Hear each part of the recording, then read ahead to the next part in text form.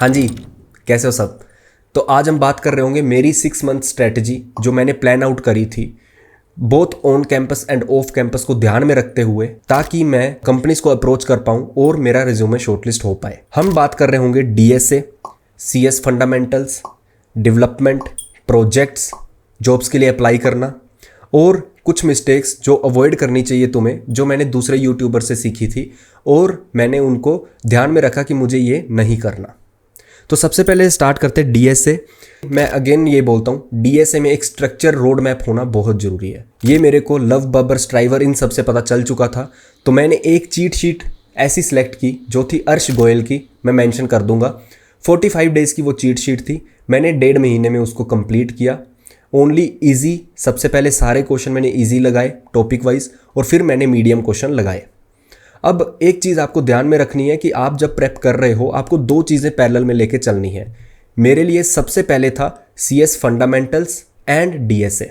तो जब मैं 1.5 महीने में डीएसए कर रहा था, तो मैं सुबह डीएसए करता था, ठीक है। सुबह 9 बजे से लेके शाम के 3 से 4 बजे तक डीएसए, एंड फिर सीएस फंडामेंटल्स। सीएस फंडामेंटल्स में क्या क्या आता है? अपना operating system, databases and computer networks. मुझे पता था कि DSA alone is not sufficient. अभी की मार्केट में आपको सीएस फंडामेंटल्स में से काफ़ी क्वेश्चन पूछे जाते हैं, तो मुझे इतना पता था, इसलिए मैं डीएसए एंड सीएस फंडामेंटल्स को साथ साथ लेके चला। डीएसए मैंने 1.5 मंथ के लिए किया, इजी एंड मीडियम क्वेश्चन। जब मेरा डीएसए 1.5 मंथ में फिनिश हो गया, तो मैंने कॉन्टेस्ट देने शुरू कर दिए on LeetCode, Codeforces and CodeChef. रोज़ का एक कॉन्टेस्ट देना है, चाहे किसी भी वेबसाइट पे दूँ, इन तीनों में से, ठीक है। सीएस फंडामेंटल्स अभी भी चल रहे हैं। 3 मंथ के लिए सीएस फंडामेंटल्स चल रहे थे। सबसे पहले मैंने स्टार्ट किया डीबीएमएस से, डेटाबेस मैनेजमेंट सिस्टम, जिसको मैंने कंप्लीट किया लव बबर की प्लेलिस्ट से, जो कि यूट्यूब पे आपको मिल जाएगी, डिस्क्रिप्शन में लिंक दे दूंगा। उससे मैंने उसको 15 से 20 दिन में कंप्लीट कर दिया था। शॉर्ट नोट्स मैंने बना लिए थे, क्योंकि मेरे को पता था कि जब इंटरव्यू आएगी मैं सब दोबारा कोर्स नहीं कर सकता, शॉर्ट नोट्स को गो थ्रू करना पड़ेगा। शॉर्ट नोट्स बनाने के बाद एंड ऑपरेटिंग सिस्टम पे मैंने स्विच किया। ऑपरेटिंग सिस्टम भी मैंने लव बबर की प्लेलिस्ट से किया, ठीक है। वो भी आपको डिस्क्रिप्शन में मैं दे दूंगा। अब मैंने ऑपरेटिंग सिस्टम कर लिया एंड डेटाबेस मैनेजमेंट सिस्टम कर लिया। कंप्यूटर नेटवर्क्स के लिए कोई इतना अच्छा रिसोर्स नहीं मिला मेरे को, तो मैंने कुछ 2000 के आसपास का गीक्स फॉर गीक्स का कोर्स खरीदा हुआ था। इंटरव्यू प्रेपरेशन करके कोई कोर्स आता है, उसमें से मैंने सिर्फ कंप्यूटर नेटवर्क्स उनका पढ़ा, ठीक है। अब ये तीनों, क्योंकि मैं इंडस्ट्री में काम कर रहा हूँ, ये तीनों की मेरे को काफ़ी अच्छे से नॉलेज हो चुकी है और मैं काफ़ी प्रोजेक्ट्स बना चुका हूँ इनके अराउंड। तो हम भी अपनी प्लेलिस्ट लाएंगे जो कि इन सबसे अच्छी होगी, राइट। कोशिश करेंगे लाने की, बट अभी के लिए आप इन रिसोर्सेज को कर सकते हो फॉलो। उसके बाद जब मेरा सीएस फंडामेंटल्स 3 महीने तक चल रहा था और साथ साथ डीएसए 1.5 मंथ में कंप्लीट हो गया था, तो डीएसए को मैंने रिप्लेस कर दिया था कॉन्टेस्ट के साथ। मैं कॉन्टेस्ट रोज़ देता था रात को, बट जो सुबह का टाइम है 9 से 4 बजे तक का, वो अब फ्री था, क्योंकि कॉन्टेस्ट हमेशा एक होता था रात को।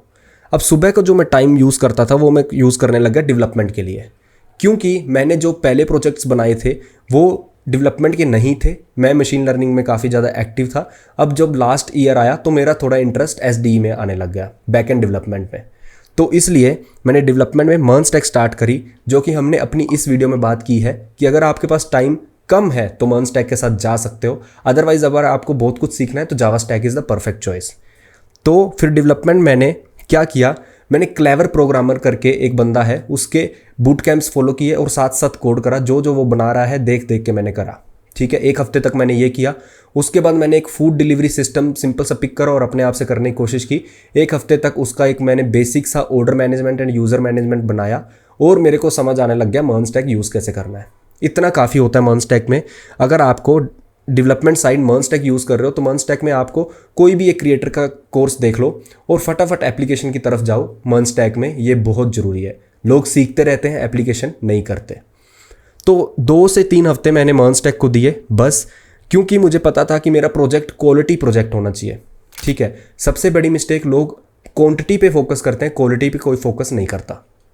तो मुझे पता था प्रोजेक्ट को क्वालिटी प्रोजेक्ट कैसे बना सकते हैं। मुझे सीएस फंडामेंटल जो मैंने कर लिया है 3 महीने में, अब मैंने सबसे पहले जो सीएस फंडामेंटल कंप्लीट किया था, database management system and operating system, मेरे को उनका यूज़ करके कोई ऐसा प्रोजेक्ट बनाना था जिससे सामने वाले को लगे कि भाई इसने सीएस फंडामेंटल्स का कुछ यूज़ किया है। जस्ट ऐसे नहीं ई कॉमर्स बना दिया और उसमें कुछ हो नहीं रहा, जस्ट सिंटेक्स आपने लिख दिया, राइट। तो मैंने बनाया multi threaded proxy server. Net पे आपको बहुत कुछ मिल जाएगा, तो आप उसमें एक्स्ट्रा क्या कर सकते हो। मैंने उसमें क्या किया, LRU कैश यूज़ की, जो आपको एक DSA क्वेश्चन भी होता है LRU कैश के ऊपर, वो मैंने अपने प्रॉक्सी सर्वर में यूज़ किया और एक ऐसा तड़का भिड़ा के एक प्रोजेक्ट बनाया जो कि एक काफ़ी क्वालिटी प्रोजेक्ट है। और इसको मैंने कोड किया C++ में, ताकि मैं इंटरव्यूअर को बता सकूं कि मैंने मेमोरी मैनेजमेंट इसमें सीखा, मैंने इसमें LRU कैश इंप्लीमेंटेशन सीखा, मैंने इसमें थ्रेडिंग सीखी। तो ऐसा ही प्रोजेक्ट हमने फिलहाल बनाया है जावा में। जो लोग जावा में प्रेप कर रहे हैं मल्टी थ्रेडेड वेब सर्वर, वो आप चेक कर सकते हो।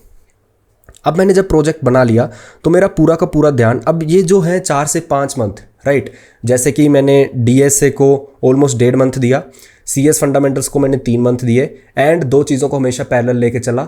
जब आपका DSA खत्म हो गया तो उसको मैंने डेवलपमेंट के साथ रिप्लेस कर दिया, एंड फॉर अनदर 3 मंथ ऐसे ऐसे मैं रिप्लेस करता रहा। सुबह डेवलपमेंट, शाम को CS फंडामेंटल्स, राइट। सुबह DSA, शाम को CS fundamentals.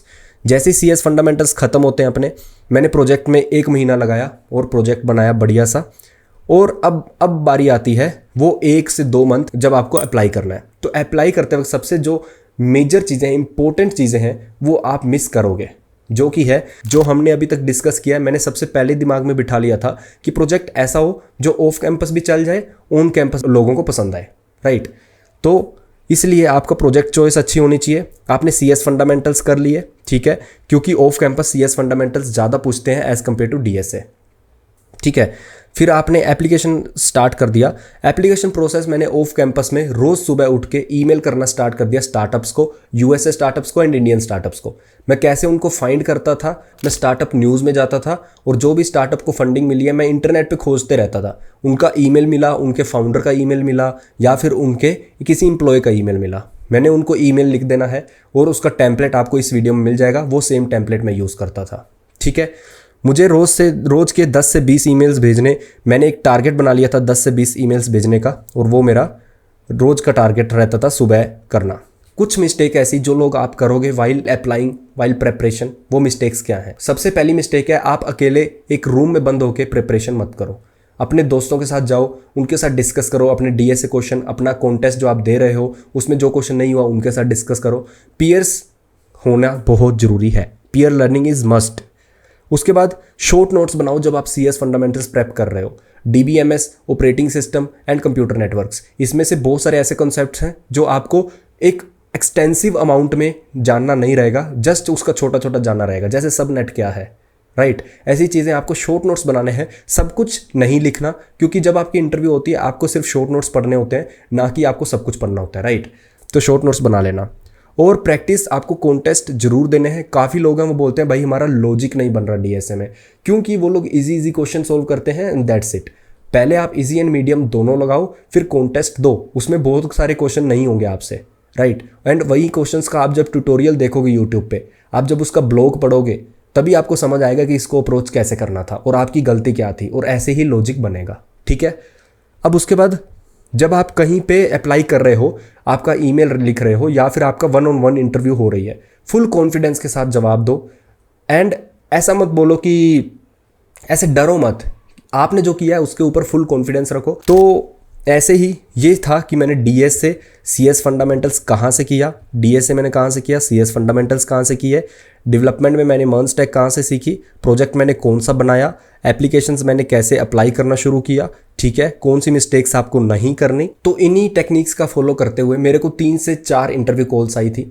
First on campus crate, जहाँ पे मैं अभी जॉब कर रहा हूँ। Second offer is from Shardeum, a blockchain startup worth $100K USD offer, obviously CTC।